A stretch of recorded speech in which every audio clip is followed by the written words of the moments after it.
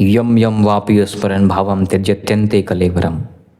भगवद गीता 8वां अध्याय 6वां श्लोक। भगवान कहते हैं कि हे पार्थ, मनुष्य अपनी चेतना के अनुसार ही नया जीवन स्वयं ग्रहण कर लेता है, धारण कर लेता है।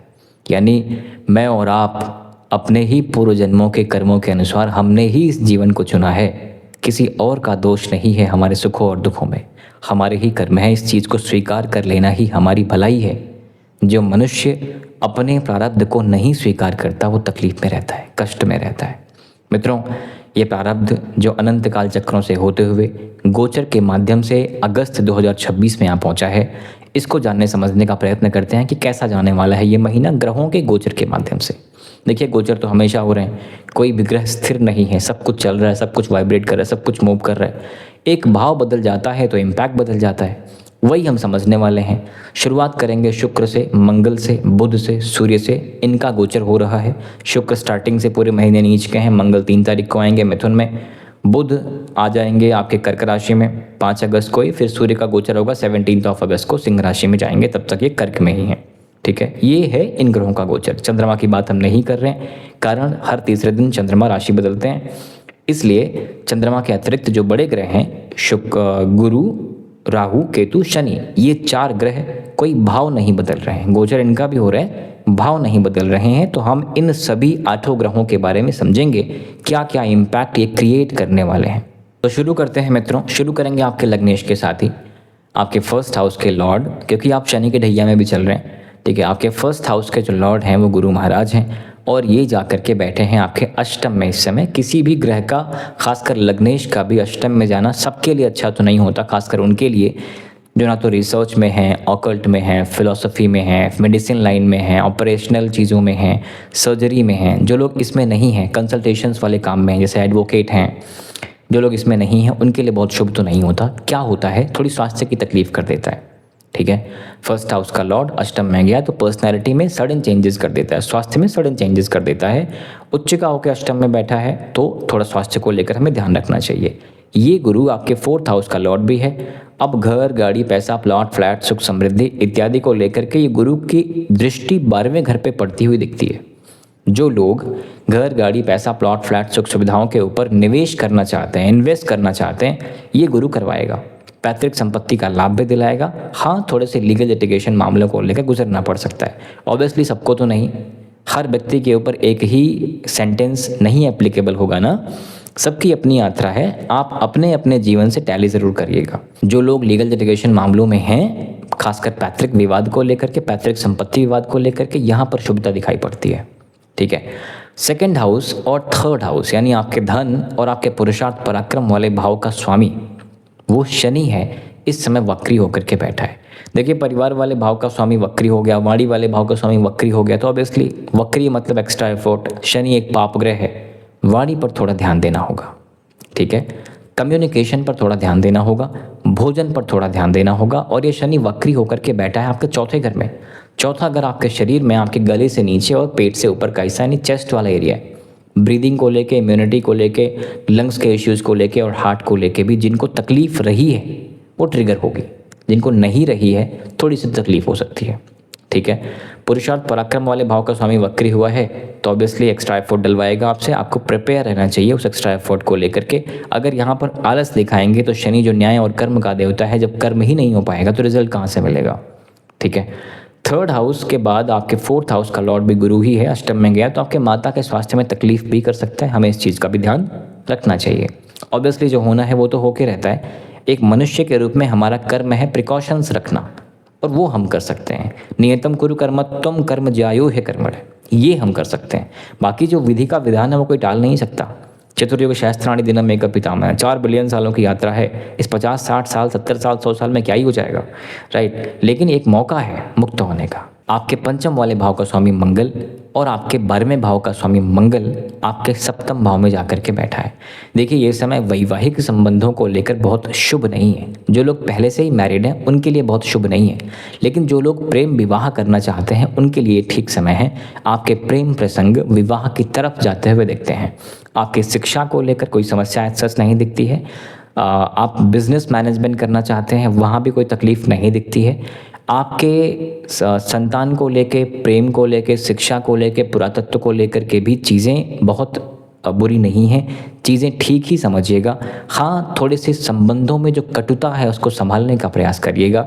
अग्रेशन जो है ना वो किसी भी संबंध को खराब कर सकता है, इसलिए अपने क्रोध पर ज़रूर नियंत्रण करिएगा, क्योंकि ये मंगल सप्तम भाव में बैठ के आपके आचार विचार व्यवहार वाणी को रिप्रेजेंट करता है, फर्स्ट हाउस को देख रहा है, तो पर्सनैलिटी में वो मंगल का इम्पैक्ट आएगा, वो थोड़ा संभालना होगा, ठीक है। और आगे हम बढ़ें आपके 6th हाउस का, और 6th हाउस के साथ साथ आपके 11th हाउस का, यानी आपके रोग रिपु ऋण प्लस लाभ वाले भाव का जो स्वामी है वो शुक्र इस समय नीच का होकर के बैठा है और अपने से 12वें घर यानी 7वें से 12वें घर में जाके बैठा है। यहाँ पर हमें ये ध्यान देना होगा, रोग रिपु ऋण वाले भाव का स्वामी कर्म स्थान में चला गया है। ऑब्वियसली छठा घर आपकी नौकरी का भी होता है और नौकरी वाले भाव का स्वामी कर्म स्थान में है, वो तो बुरा नहीं है, लेकिन ये नीच का है। तो काम कारोबार में ना, यानी करियर में थोड़ा सा आपको अपना पोजीशन सेट करने में, अपने काम को दिखाने में यहाँ तकलीफ होने वाली है।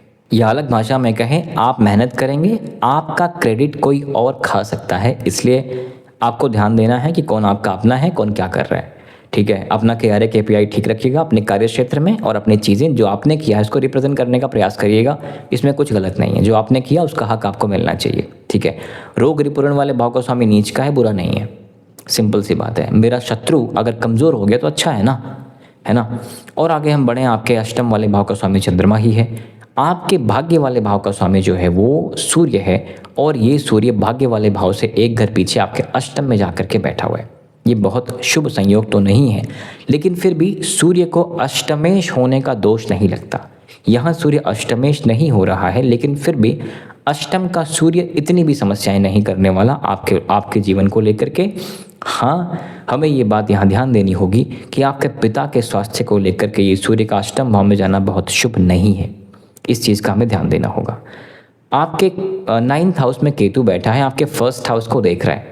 1st हाउस पे जब केतु का इम्पैक्ट हो जाए तो केतु ऑटोमेटिकली आपको दुनिया समाज से काटने का प्रयास करता है। दुनिया समाज से काटने का प्रयास करता है, इसका मतलब ये होता है कि आप घर में रहें, महफिल में रहें, नौकरी में रहें, कहीं भी रहें, आप लोगों से मिले भी, उसमें तकलीफ नहीं है। बात बस ये है, आपको सबके कहीं ना कहीं कुछ डार्क साइडेड दिखने शुरू हो जाते हैं, आपकी इंट्यूशंस यहाँ पर काम करती हैं, और इस कारण से आपके संबंध बहुत अच्छे चल नहीं पाते। आपको सबके असली फेसेस दिखते हैं, तो आप चाहते हैं कि भाई अपने काम से काम रखा जाए। ये समय एकांत का है, ढैया के फेज़ में आप चल रहे हैं पहले से ही। उस ढैया में शनि वक्री भी हो गया है, जो कि शनि का इम्पैक्ट आपके 1st हाउस पे भी है, शनि का इम्पैक्ट आपके जॉब पे भी है।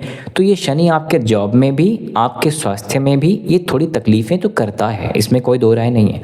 अभी स्वास्थ्य का मतलब सिर्फ फिजिकल हेल्थ मत लीजिएगा, आपका 1st हाउस, आपका स्कल, आपका ब्रेन भी आता है, तो आपको नेगेटिव सेल्फ टॉक बढ़ा देगा, यानी मेंटली आपको थोड़ा डिस्टर्ब कर देगा, ये भी शनि का ही कार्य है, कम है ना। तो ये शनि के साथ केतु का भी जब इम्पैक्ट आपके 1st हाउस पे पड़ गया, तो ये समय समझ लें ये वैराग्य का समय है। अब वैराग्य के समय में कोई चीज़ बहुत अच्छी लगती नहीं है, इसलिए बहुत जिद मत करिए खुद के साथ कि मुझे ये चाहिए, मुझे वो चाहिए, मुझे वो चाहिए। कुछ महीनों की बात है, केतु अभी जाने को आ रहा है, 1.5 साल होने वाले हैं आपके, दिसंबर में ख़त्म हो जाएंगे, दिसंबर के 1st वीक में।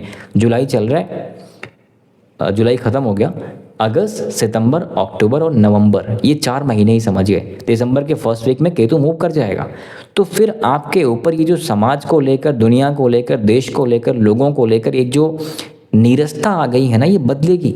इसलिए संबंध इस समय पर इतने भी खराब नहीं होने चाहिए देश, दुनिया, समाज से, कि कल को जब सब कुछ ठीक होना शुरू हो तो आप किसी के सामने फेस ना कर पाएँ। इसलिए चुपचाप रहने का प्रयास करिए। ये एकांत का समय जो आपको मिला है, अकेले में कुछ बिल्ड करने का प्रयास करिए। एक बात समझ लीजिए कि दुनिया में जितने भी लोगों ने वंडर्स किए हैं, वंडर्स के लिए एकांत ही चाहिए। आप महफिल में खड़े होकर कुछ बहुत क्रिएटिव कर नहीं पाओगे, एकांत चाहिए ही चाहिए। इसलिए जो अकेले का समय मिल रहा है, आपके पास जो फ्री टाइम मिल रहा है, फ्री एनर्जी मिल रही है, इसको सही जगह पे लगाने का प्रयास करिए। अभी सही जगह क्या होगी, आपकी पर्सनैलिटी के ऊपर केतु का इम्पैक्ट है, केतु बदलाव का कारक है, आप खुद को बदलिए ना। ये समय शनि भी आपके 1st हाउस को ही देख रहा है, ढैया हो या 7.5, उसके बाद का फेज अलग होता है। ये आपको फिल्टर करने के लिए शनि आया है, पिछले कर्मों के फलों को देख करके आपको फिल्टर करेगा, आपको मुक्त करेगा। इसलिए जब केतु भी आपके 1st हाउस को देखे, शनि भी आपके 1st हाउस को देखे, आपको अपनी पर्सनैलिटी में बड़े बदलाव कर ही लेने चाहिए। ये समय वरदान का है इस हिसाब से। लेकिन अगर इसी उद्विग्न में रह जाएं कि नहीं कोई बात नहीं कर रहा, नेटवर्क नहीं मिल रहा, कोई समाज ठीक नहीं लग रहा, कुछ काम क्या करें कुछ समझ नहीं आ रहा, इसमें समय निकल जाएगा तो फिर ये समय तो वापस नहीं आएगा। तो इस एकांत में कुछ बिल्ड करने का प्रयास करिएगा, पर्सनैलिटी बिल्ड करने का प्रयास करिएगा, हैबिट ठीक करने का प्रयास करिएगा, आचार विचार व्यवहार ठीक करने का प्रयास करिएगा, आउटलुक चेंज करने का प्रयास करिएगा। ये केतु का इम्पैक्ट आपके पुरुषार्थ पराक्रम पे है। हालांकि केतु मूडी बनाता है, मूड स्विंग्स कराता है। कोई भी चीज़ करने में कंटिन्यू नहीं कर पाएंगे आप। कोई चीज़ करने जाएंगे फिर कल करेंगे, परसों करेंगे, आज करने का मन है खूब सारा करेंगे, कल नहीं करेंगे। यानी ये जो कंसिस्टेंसी आपके उसको डिस्टर्ब करता है। राहु 3rd हाउस बैठा हुआ है और ये राहु आपका पुरुषार्थ पराक्रम में कमी नहीं होने देगा। यानी आपका जैसे ही मूड बनता है काम करने पे लग जाएंगे। बस बात यह है कि मूड बने रहे तब तो अच्छा है। इसीलिए ना कहते हैं कि मोटिवेशन बहुत लंबा चलता नहीं है, चलता है डिसिप्लिन, वो मेंटेन करिएगा। केतु आपके 5th हाउस पे भी देख रहा है। ये ब्रेकअप का टाइम है। जिन लोगों का प्रेम प्रसंग चल रहा है थोड़ा सावधानी से ही रहें। हालांकि केतु 1.5 साल के लिए यहाँ पर आया हुआ है, इसका मतलब 1.5 सालों में बहुत लोगों के प्रेम संबंधों में दरारें आ चुकी होंगी धनु राशि को लेकर के। केतु का इम्पैक्ट जो 1st हाउस पे है, केतु का इम्पैक्ट जो आपके 9th हाउस पे और 5th हाउस पे भी है, ये त्रिकोण पे जब केतु का इम्पैक्ट है ये समय वैराग्य का है। ठीक है, आपकी इस त्रिकोण पे जितना बेहतर तरीके से आप अपने धार्मिक परिपाटी को, आप अपने स्पिरिचुअल अवेकनिंग को बेहतर कर लें उतना ही ये सही समय है। नीच का शुक्र आपके सुख सुविधाओं को देख रहा है, माता को देख रहा है। देखिए माता वाले भाव में शनि पहले से बैठा, वक्री होके बैठा, इसलिए बहुत अच्छे स्वास्थ्य की कल्पना माता को लेकर तो अभी ना ही किया जाए। ठीक है, जो बेहतर हो रहा है काफ़ी ठीक हो रहा है। शुक्र भी देख रहा है, नीच का है। ऑब्वियसली कुछ फेमिनिन हेल्थ के इश्यूज आ सकते हैं, येट सुख सुविधाओं को लेकर शुक्र की दृष्टि वहाँ पर होना बुरा नहीं है। ठीक है, ये ठीक है, सुख सुविधाओं के भोग के लिए ये शुक्र का वहाँ पर होना ठीक है। अब ये गुरु महाराज जो अष्टम में बैठ के आपके 2nd हाउस को देख रहे हैं, आपके धन वाले भाव को देख रहे हैं, आपकी वाणी को देख रहे हैं, कम्युनिकेशंस को देख रहे हैं, परिवार को देख रहे हैं। ये गुरु महाराज आपके 4th हाउस को भी देख रहे हैं। यानी कि धन वाले भाव को और सुख वाले भाव को गुरु का देखना और अपनी उच्च की राशि से देखना ये बुरा बिल्कुल भी नहीं है। ऑब्वियसली हर व्यक्ति के ऊपर एग्जैक्टली सेम काम तो नहीं करेगा, सबकी अपनी यात्रा है। लेकिन जो लोग वेल्थ अक्यूमुलेट करना चाहते हैं, जो लोग ज़मीन इत्यादि में इन्वेस्ट करना चाहते हैं, जो लोग ज़मीन के नीचे की चीज़ों में इन्वेस्ट करना चाहते हैं, जैसे पेट्रोलियम हो गया, कोल हो गया, डायमंड हो गया, मेटल्स हो गए, इन सब में, या एग्रीकल्चर हो गया, जो लोग इन्वेस्ट करना चाहते हैं उनके लिए ठीक है। 4th हाउस पे गुरु का इम्पैक्ट है। जो लोग घर गाड़ी पैसा प्लॉट फ्लैट में इन्वेस्ट करना चाहते हैं उनके लिए भी ठीक है। अब मैं ओवरऑल क्रक्स बताऊं आपको, स्वास्थ्य को लेकर थोड़ी चिंता है, धन को लेकर के चीज़ें ठीक दिखती हैं। ऑब्वियसली एक्यूमुलेशन में थोड़ा फ्रिक्शन है, यानी सडन जिस स्पीड से आप चाहते हैं सब हो जाए वैसा नहीं होगा, लेकिन फिर भी धन को लेकर के चीज़ें यहाँ पर ठीक दिखती हैं। पुरुषार्थ पराक्रम के लिए थोड़ा एक्स्ट्रा एफर्ट डालना पड़ेगा। स्वामी वक्री हो गया है। अपनी और अपने माता के स्वास्थ्य का भी थोड़ा ध्यान ज़रूर दीजिएगा। घर गाड़ी पैसा प्लॉट फ्लैट सुख सुविधाओं के ऊपर पैसा खर्चा होता हुआ दिखता है और ये शुभ संयोग है। वैवाहिक जीवन में या पार्टनरशिप में थोड़ा ज़रूर ध्यान दीजिएगा। और आगे हम बढ़ें तो सूर्य का अष्टम में होना आपके पिता के स्वास्थ्य को लेकर के भी डिस्टर्बेंसेस क्रिएट करता है। और इनकम को लेकर कोई बहुत विकट स्थिति अभी नहीं है। शुक्र नीच का ज़रूर हो गया है, लेकिन इनकम वाले भाव का स्वामी कर्म स्थान में आया। इसका सिंपल सा मतलब है कर्म बढ़ेगा तो इनकम बढ़ेगी। तो इनकम को लेकर यहाँ कोई बहुत विशेष चिंता की बात नहीं है। तो नौकरी की हम बात करें, नौकरी वाले भाव का स्वामी भी करियर में ही गया हुआ है, कर्म स्थान में गया हुआ है, केंद्र में गया हुआ है, ये भी बुरा नहीं है। ठीक है, ओवरऑल धन ठीक है, नौकरी ठीक है, करियर ठीक है, पैतृक संपत्ति ठीक है, घर गाड़ी पैसा प्लॉट फ्लैट पे इन्वेस्टमेंट भी ठीक है। मानसिक स्वास्थ्य नहीं ठीक है। एकांत वैराग्य है। अब इस एकांत वैराग्य को जो लोग चैनल कर सकते हैं उनके लिए अच्छा है। जो लोगों का रोना रोना है कि भाई अब तो कुछ हो ही नहीं रहा, अकेले हो गए हैं, कोई पूछता नहीं है, तो सर या मैडम अकेले ही रहेंगे। अकेले ही तो आए हैं ना, क्यों किसी का साथ चाहिए आपको? ये चीज़ आप जितना बेहतर तरीके से समझ लेंगे, कोई किसी का है नहीं, आपको उतनी ही कम तकलीफ होनी है। लेकिन जो नेटवर्क बनाने हैं भाई, नेटवर्क चाहिए ही चाहिए, 4 लोग चाहिए ही चाहिए, दोस्ती यारी चाहिए ही चाहिए, उनको तकलीफ होनी है और कुछ कर नहीं सकते। अब बात करते हैं, ये तो हमने समझा क्या क्या होगा, कितना होगा, इसको समझने के लिए आपको विनाशक वर्ग देखना चाहिए। शनि के वक्रत्व वाली वीडियोस में जो लास्ट सीरीज में आई थी मैंने समझाया था कहाँ पर देखना है, कैसे देखना है कि कौन सा ग्रह कितना गोचर में कितना फल देगा, ठीक है। यानी ये वाले भाव कितना ट्रिगर होंगे, हर व्यक्ति अपनी कुंडली से कैसे देख सकता है, मैंने समझाया हुआ है। अगर आपने मिस किया, डिस्क्रिप्शन में एक छोटी सी वीडियो का लिंक दे रहा हूँ, जाके वहाँ पे देख सकते हैं कोई भी ग्रह कैसे दिखाता है आपकी कुंडली में कि वो कैसा जाने वाला है गोचर में। तो ये तो हो गया मित्रों इसका फलित। अब बात करते हैं उपायों की। धनु राशि आपकी है, देखिए स्वामी आपके हैं गुरु महाराज जुपिटर। हर धनु राशि के जातक को एवरी थर्सडे मॉर्निंग में सूर्योदय से लेके 90 मिनट्स के अंदर अंदर यानी गुरु की होरा में विष्णु सहस्त्र नाम सुन लेना बहुत शुभ रहेगा। मैं पढ़ने के लिए नहीं बोल रहा हूँ क्योंकि मुझे पता है ये क्लिष्ट संस्कृत है, अगर आप पढ़ने पे जाएं संभव है त्रुटि कर दें, है ना, सुन लिया करिए। लेकिन ये म्यूज़िक की तरह नहीं सुनना है कि गाड़ी में चल रहे हैं और बज रहा है, नहीं, मंदिर में बैठ के सुनिया करिए, आधे घंटे का टाइम दीजिए और सहस्त्र नाम ज़रूर सुना करिए, नंबर 1। दूसरी चीज़, सावन का महीना चल रहा है, भगवान शंकर का अभिषेक कर लीजिए। निस्संदेह हर जातक को अपने घर पे या अपने द्वारा कहीं किसी मंदिर में जैसे भी संभव हो रुद्राभिषेक करवा लीजिए। रुद्राभिषेक तो एक प्रक्रिया है जो एक पंडित जी आएंगे आपसे करा देंगे। आपको रोज़ भगवान शंकर को जल अर्पित करना ही करना है पूरे सावन।